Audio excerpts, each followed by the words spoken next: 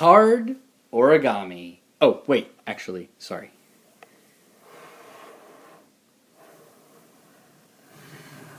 That's more like it.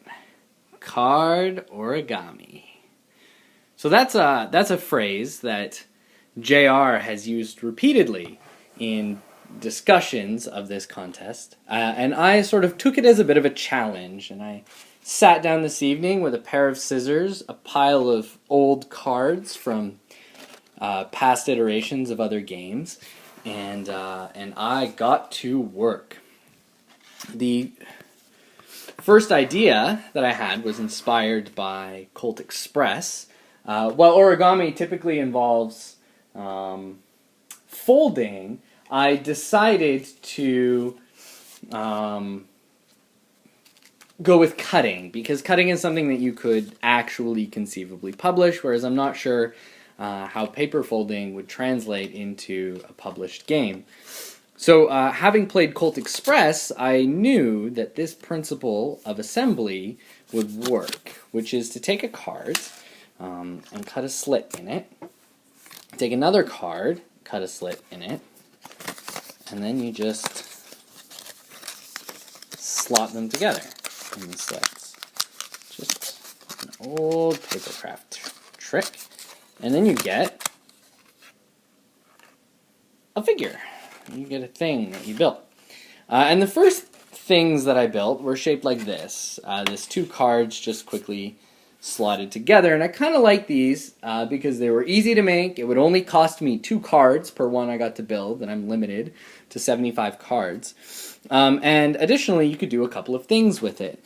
One, it sitting like this could be used to conceal something or turn up on its end. Maybe it'll block paths, or even you could conceal things a different way. Because if I was going to go through the trouble of making stuff with my cards and paper crafting my way through this, I'm going to make the core mechanic of the game involve manipulating this component. The problem with this, though, is it's not very sturdy.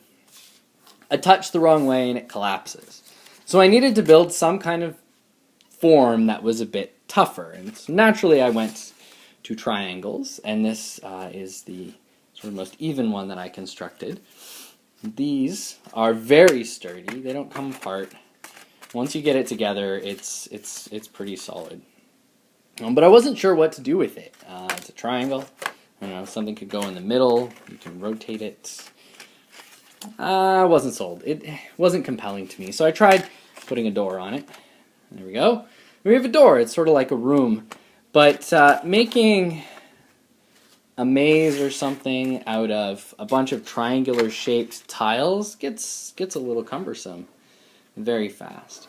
And also we got these weird edges sticking out, and so I thought, I don't know. I mean, ideally I could use the negative space between them as a room. I wasn't sure. So maybe the triangles might work, though. 3 cards to a triangle, very sturdy, and then some mechanic with rotating the rooms. Of course, you're thinking of rooms and rotating them, and you got to give it a shot with a square room. And so I did. I made a few, half a dozen, 8, 12 or so, and I started playing with them. And I actually really liked where it was going, and I like how it felt. So the first thing I want to point out that I really like about it is that if you notice from this angle, you can't see what's in that room. And so you could conceivably imagine, while playing this game, that you might forget or lose track of something, and then suddenly be surprised when, oh no, the Panda Guardian was actually in there. I forgot about him. And then you turn the room and move into it, and you're face to face with the Great Panda. So I really like that. So that's one reason to keep some tall edges. But then short edges are nice too, because it's sort of easier to see over what's going on and get a bigger picture of the maze. So this is sort of what I end up with, a compromise, mixing and matching tall and short edges. So that's what I've been up to. Mostly just tonight, actually, though. I had 2 other designs I was preparing for this contest, and both of them failed to flourish through solo playtesting, and I've shelved them. One of them I've kept the idea around. It was a game themed as conspiracy theorists. The players The main idea was that you couldn't talk about the game. It was sort of a turning Hanabi on its head. So instead of other players having information about you and having to use restricted ways to communicate with you, each player knew 1/4 of the win condition, but you couldn't communicate it to other players. And so instead you had to use indirect methods. The idea was that every time you played a card, you chose a player and they would give you a card. And you could use the card you played to try and indicate what you wanted to know. Give me a card, the card might have a little green dot on it, which you might treat as meaning, give me a card that I could play, and so on and so forth. Anyway, in practice, it was getting really, really clunky. And the components restrictions was preventing me from using the elegant solutions to the challenges I was running into that I was thinking of. And so I thought, you know what? Squeezing blood from a stone never has worked out for anyone, and so I'm just going to put that one aside. And in fact, my wife called it. She told me when I was sort of explaining it to her in the first place, that's not going to work. And I was like, no, it's going to work. It's going to be amazing. No, she was right. She told me so. So anyway, the other thing that had been just constantly pounding me in my head is that every time JR has been on video talking about this contest, card origami comes up. He just mentions it offhand. Card origami, But it'd have to be something that I could construct, unless you're willing to send me a copy of the thing that you built. So I just, card origami. So I got myself a handy pair of scissors, a big old pile of cards from past iterations of other games that I've done and I've been working on. And I went to town, just cutting and building.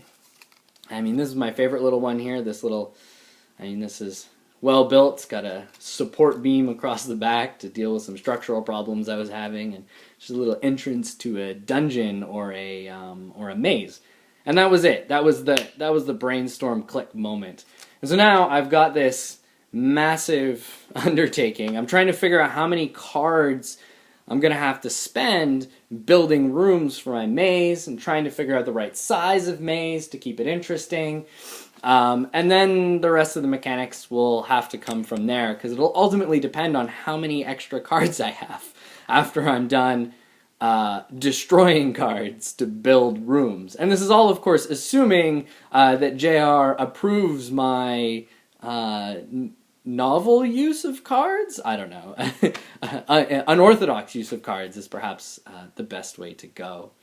So anyway, I'm going to get to work making another dozen of these and experiment with some different techniques and some different room arrangements and see what I can come up with for actual mechanics to use this. One thing I know that will happen for sure is that players will be able to rotate the rooms. So definitely we'll have a labyrinth feel. I'm not sure where it's going to go after that.